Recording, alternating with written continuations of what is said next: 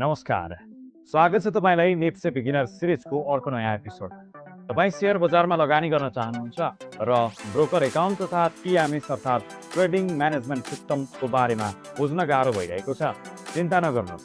आज हामी यसै विषयमा सरल र सहज तरिकाले कुरा गर्नेछौँ। खास गरेर आजभोलि धेरैले शेयर बजारमा लगानी गरेर राम्रो आम्दानी गरिरहनु भएको छ। तर शेयर किन्न र बेच्नका लागि एउटा माध्यम चाहिन्छ। हो, यही माध्यम हो ब्रोकर एकाउन्ट र टिएमएस। यसलाई एउटा उदाहरणबाट बुझौँ।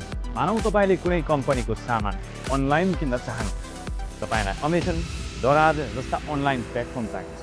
हो, त्यसै गरी शेयर किन्न र बेच्नका लागि पनि ब्रोकर एकाउन्ट र टिएमएस चाहिन्छ।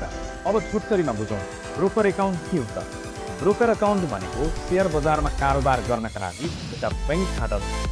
यो खाता खोल्नका लागि तपाईले नेपाल धितोपत्र बोर्ड अर्थात् सेवनबाट अनुमति लिएका कुनै पनि शेयर दलाल अर्थात् ब्रोकर कम्पनी कहाँ जानुपर्छ। र ब्रोकर एकाउन्ट खोल्नका लागि तपाईलाई केही कागजातहरू आवश्यक पर्छ, जस्तै नागरिकता, बैंक एकाउन्टको चेक अथवा बैंक स्टेटमेन्ट र डिम्याट एकाउन्ट। एकपटक ब्रोकर एकाउन्ट खोलिसकेपछि ब्रोकर कम्पनीले तपाईलाई एउटा युजर नेम र पासवर्ड दिन्छ। यही युजर नेम र पासवर्ड प्रयोग गरेर तपाईँ टिएमएसमा लगइन गर्न सक्नुहुन्छ। पछिल्लो समय ब्रोकर कम्पनीहरूले लगानीकर्ताको सहजताका लागि आफ्नै प्लेटफर्मको युजर र पासवर्ड उपलब्ध गराउन थालेका छन्। अब बुझौँ टिएमएस अर्थात् ट्रेडिङ म्यानेजमेन्ट सिस्टम के हो। टिएमएस भनेको एउटा अनलाइन प्लेटफर्म जसको माध्यमबाट तपाईँ आफैले शेयर किन्न र बेच्न सक्नुहुन्छ। यो प्लेटफर्म कम्प्युटर र मोबाइल दुवैमा उपलब्ध हुन्छ। टिएमएस लगइन गरेपछि तपाईले शेयरको मूल्य हेर्न सक्नुहुन्छ, आफूले चाहेको कम्पनीको शेयर खरिद अर्डर गर्न सक्नुहुन्छ, आफूसँग भएको शेयर बेच्नका लागि अर्डर दिन सक्नुहुन्छ। यस्तै अन्य धेरै चिजहरू टिएमएसबाट गर्न सकिन्छ। टिएमएसको प्रयोग गरेर तपाईले घरमै बसेर सहजै शेयर किन्न र बेच्न सक्नुहुन्छ, जसले समय र पैसा दुवै बचाउँछ। अब यसपछि कुरा बुझौँ ब्रोकर एकाउन्ट र टिएमएस बीचको सम्बन्ध।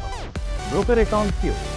ब्रोकर एकाउन्ट भनेको तपाईँको कारोबार खाताको पहुँच हो र टिएमएस भनेको त्यो पहुँच प्रयोग गर्ने उपकरण।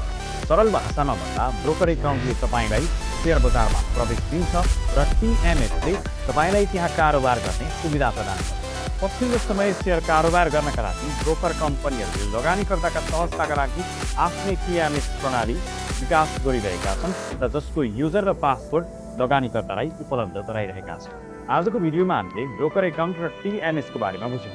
अब तपाईँलाई यो विषयमा स्पष्ट भयो होला भन्ने आशा छ।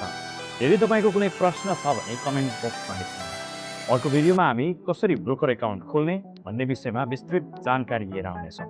यसैले हाम्रो च्यानललाई सब्सक्राइब र लाइक गर्नुहोला र नजिकै रहेको बेल आइकनमा थिच्नुहोस् ताकि नयाँ भिडियोको सूचना तपाईँलाई सबैभन्दा पहिला मिल्छ।